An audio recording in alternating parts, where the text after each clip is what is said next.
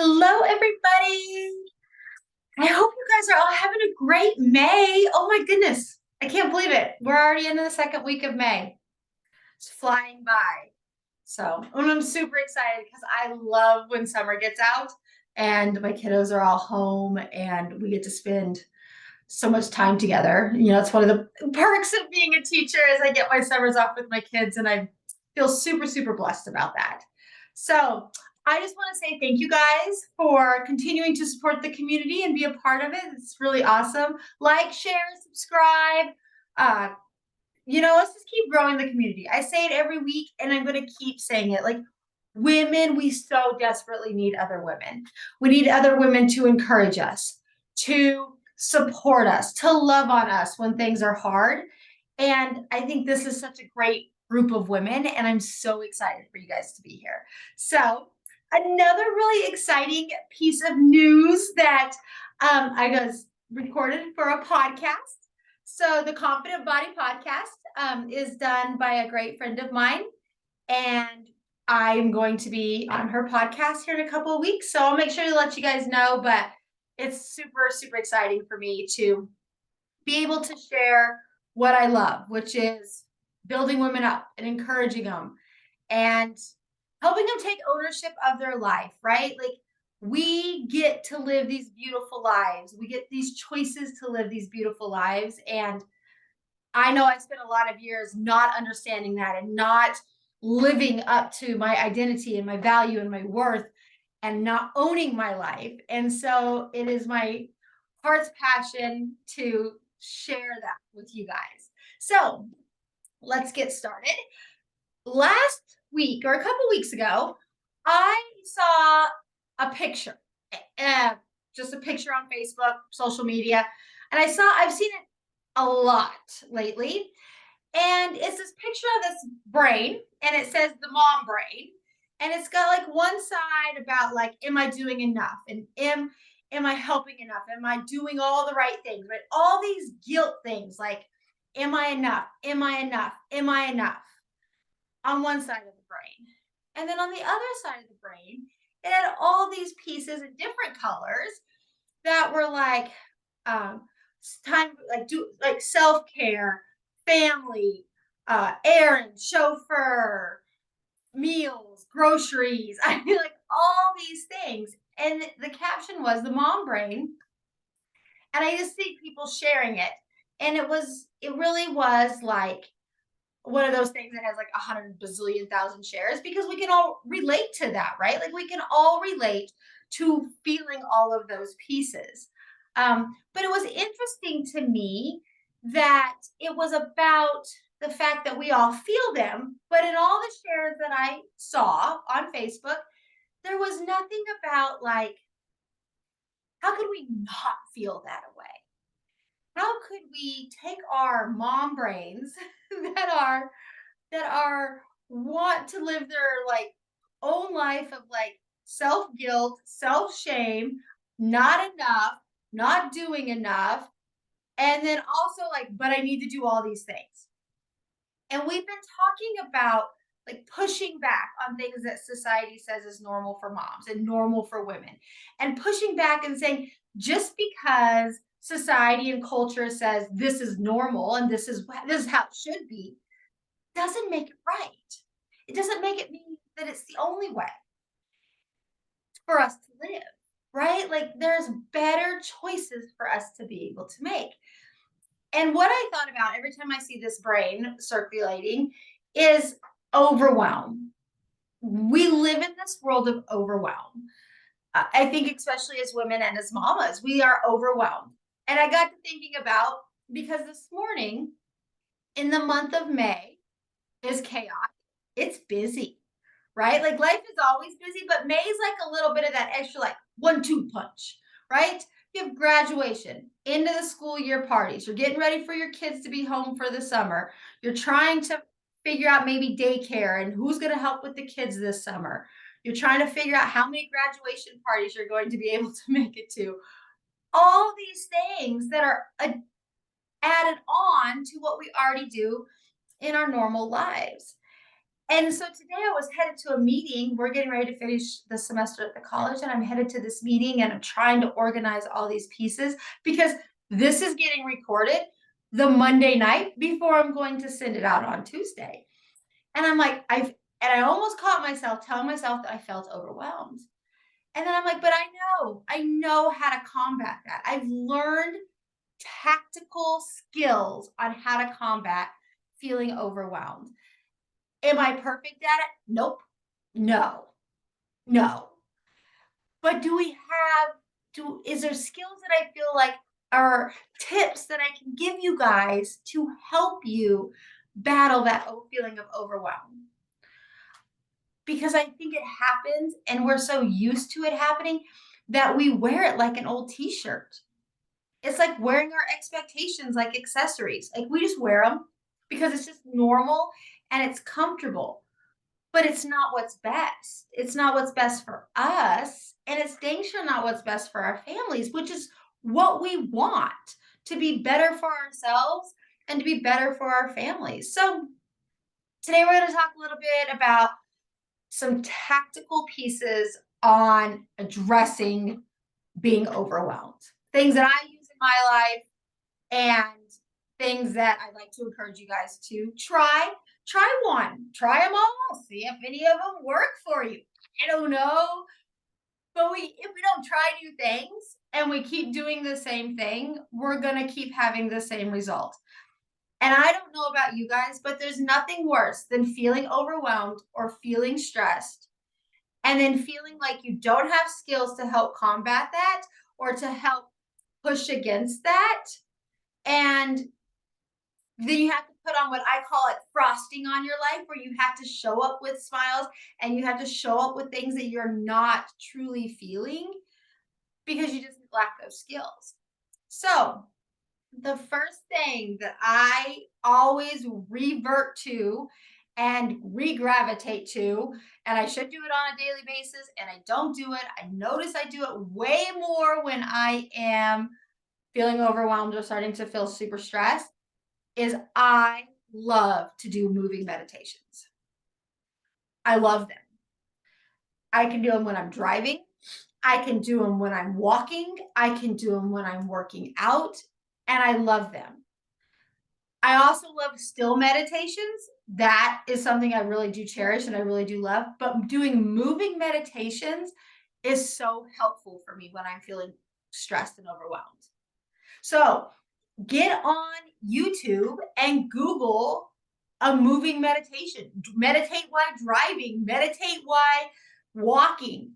It's not that you're not going to be closing your eyes while you're driving, right? But it helps you feel grounded. It helps you take all the chaos and all the binging and banging that's going on in your brain and in your heart. It's going to help center that. It's going to help find that center.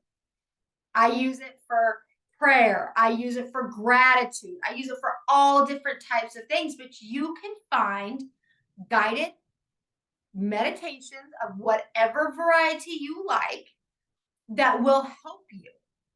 And it is unbelievable the difference that that will make. So that's my first tip. You're already moving, you're already going, put in your earbuds, go to YouTube, type in a walking meditation, type in a driving meditation, and then they'll guide you to help you feel more and more centered. That's a great tip. Try that one out. The next tip that I like to do is I like to clear off my calendar. Clear it off. I clear off all my to-dos. I know some people thrive in a big to-do list and can start checking them off. For me, I don't do that anymore. That is not helpful for me anymore. If it's helpful for you, you do you. It is not helpful for me. So if making a huge to-do list causes more stress and more angst and more heaviness, clear it off. Clear it off. You do not have to have a giant to-do list with the check marks to make yourself feel less stressed. What I'm going to encourage you to do, which is my third tip, is to pick one priority, one every day.